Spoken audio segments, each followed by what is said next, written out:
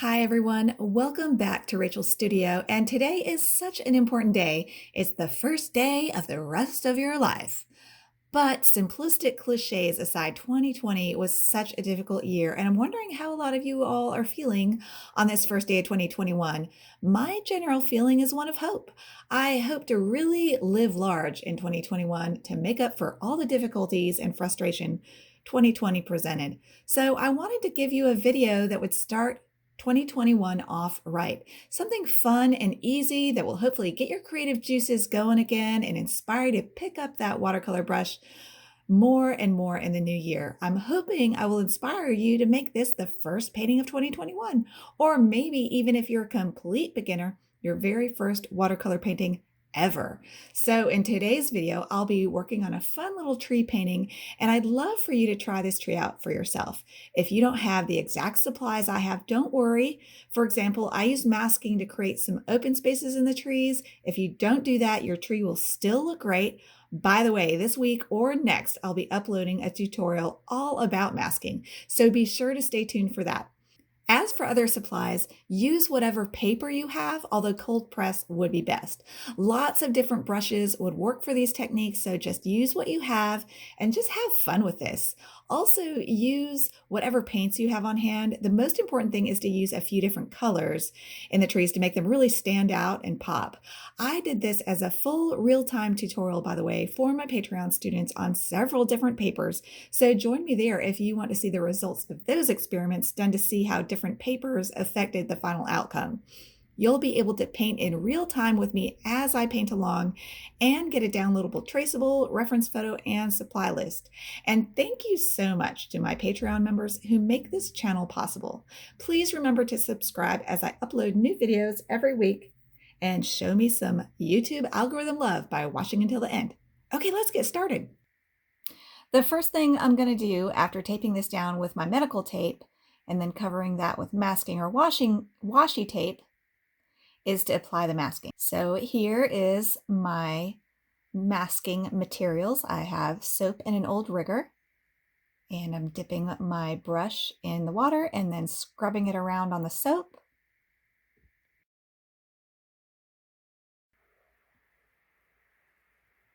Getting it nice and soapy all up in the bristles, all the way up into the heel. This protects the brush bristles from getting masking stuck in them after the masking dries. Now, a couple things about masking. You apply it like this, wet, and then you let it dry, and then you can paint over it. And then you just leave it on your painting until you are done with your painting, and then you can rub it off, and then usually you need to use a scrubber to soften around the edges. But anyway, I'm using masking here in the negative spaces, which the negative spaces in this painting include the bits of sky showing through the tree. And one thing I want you to keep in mind when you're painting your negative spaces, try to keep them interesting shapes and varied. Don't make them all the same shape and all the same size. For them to look more natural, you'll have some parts of the negative shapes smaller and some will be bigger. And they definitely have a variety to the edges. And there you saw me splattering the masking on just a little bit. Here is my hockey brush. Hockey, not sure. It's an Asian brush made out of bamboo, and it splays out really nicely. The bristles splay out nicely. And these brushes aren't too expensive, and they can be a fun thing to try out for little money. And I'm getting my Winsor green gold over there with lots and lots of water mixed in because I'm going to do a lot of splattering and splashing. So I'm just putting some Winsor green gold splashes. So that's basically tea consistency paint. And what I mean by that is I've watered down my paint a lot with a lot of water. And that will give you a lighter color when it dries. And it will also make it possible to splash like this. But I'm going to add a ton more pigment soon, so stay tuned. But here I am going to get some naphthol red over there, getting about milk consistency. And I'm going to splatter some naphthol red on to my painting here.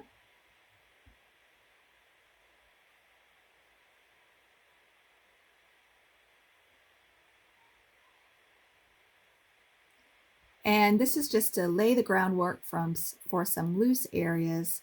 There, I'm splaying the bristles of my hockey brush out and scrubbing it in that naphthol red and then touching it to the paper. And you see how varied the edges are when you do that.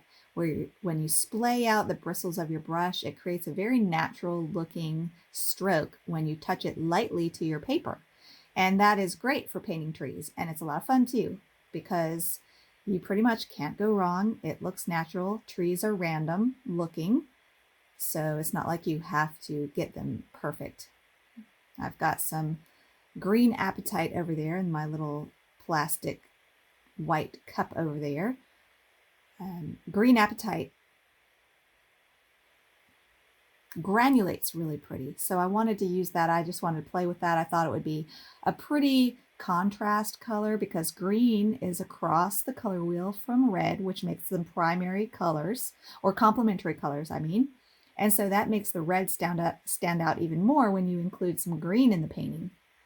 And so I wanted to include some green in the painting because I've also noticed in the trees around where I live, the trees are so beautiful because parts of them are still green and parts of them are these bright reds and oranges. So I use that for inspiration from just the area around me and the trees. I've been really noticing them this year and how they have greens and yellows and reds. And I just love that. I've been itching to duplicate it. So this is the perfect opportunity. There in the middle of the tree, I'm allowing my colors to merge a lot and get a little grayed down because I have some orange and red and green all kind of mixing together. And that's okay because where you have more pure colors in this painting, those colors will really sing because they'll contrast nicely with the more subtle colors. So don't be afraid of that when that happens. And I'm just trying to keep this as random and varied as possible so it actually looks like a natural tree without any even looking shapes. I've got pretty much pure naphthol red there. And you'll see how I'm not dabbing bits of color next to each other. One area of this tree is red. The left side of the tree has a big area of green. The top is kind of orange. The middle is grayed down a bit. So that can make your tree look a little bit more interesting to have these colors kind of separated, but they are connected in that I connect each area to each other by just painting the edges together. So they blend and merge into each other a little bit.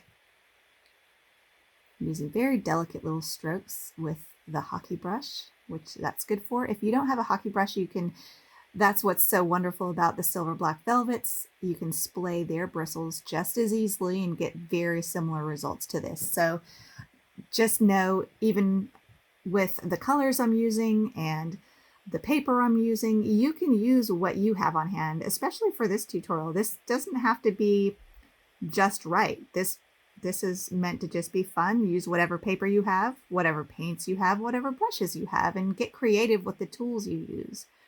Because you can use a toothbrush to splatter paint. You can use children's craft brushes to get interesting textures. You can use anything to get interesting textures. You don't have to just stick to the typical brushes. Here I'm using my silver black velvet size 0 script brush to delicately put in a few of the branches. And I'm using a mix of just junk off my palette, which you know I like to do. And I've added some ultramarine blue and some Winsor violet just to make this really nice and dark and a nice cool color to reflect the color of the bark. You'll notice too that I let some of the branches touch into that wet red area of the under canopy of the tree, and then down here on the ground I'm trying to use kind of calligraphic, interesting strokes to just make the ground look interesting and random. Maybe there's a few grasses here, and then I go and pick up some green in my brush and just kind of spread it around and just let it kind of do its thing and connect different parts of the ground together, but use varying strokes as much as possible. All right, now I'm going to get that straw. This is the fun part, you guys. You get to blow on it. And look, isn't that fun? You make just a few. This can be kind of considered like jewelry, where you don't want too much jewelry. You just want a few here and there to add a little bit of whimsy, a little bit of motion. It's kind of fun, isn't it? So I really liked the effect that the straw gave by blowing on it with the straw. Another thing you can do as this is drying is take a spray bottle and spray just one side, like the upper quarter of the tree. I did that with several of these paintings. I'm not sure if I'll do it in this one, but I sprayed one corner, just one little shot of misty spray to soften one corner of the painting. That can really make an interesting look. And it's kind of like letting the painting breathe. I was watching a tutorial on YouTube, and he was talking about how he has all these hard edges in a painting. They're all wet, and then you can go in and spray one little spot, and it's kind of like a release. It creates that soft melting edge that just has a really watery and soft effect. And I will definitely show that to you if it's not in this video. Oh, here I go. I'm going to spray, and see, I shield the rest of the tree so I don't get the rest of it sprayed. And I just did one little spritz to soften that one little area to give it a little bit of interest. So that's kind of fun to try. Now I've removed all the masking now by rubbing it with my finger. You wait until everything's perfectly dry before you remove the masking, and you're happy with how everything looks. And then you remove the masking by just rubbing it vigorously with your finger. And now I'm going in to soften some of the areas created by the masking, just to soften some of the edges. I leave some of the edges hard, and I leave some of the edges soft. And that's another trick to making a painting look really aesthetically pleasing, is to vary your edges by making some of them soft and leaving some of them hard. And in a pet portrait, you leave the hardest edges like around the eyes and the area of interest. In a tree painting like this, where it's more equally of interest everywhere, you just vary the edges here and there.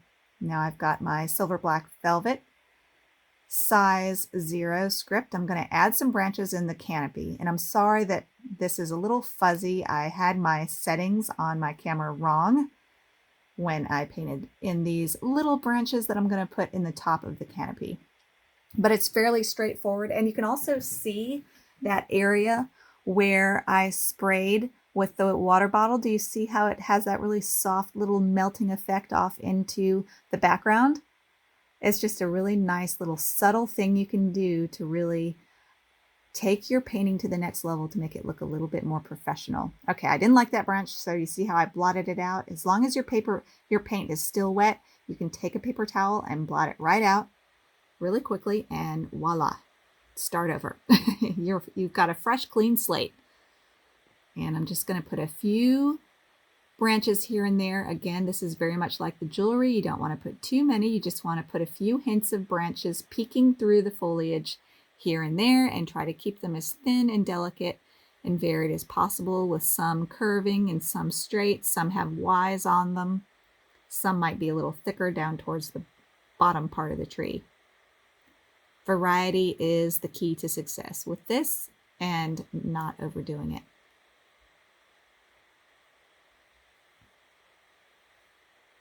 Again, I'm using the same mix of colors I used in the trunk for this part.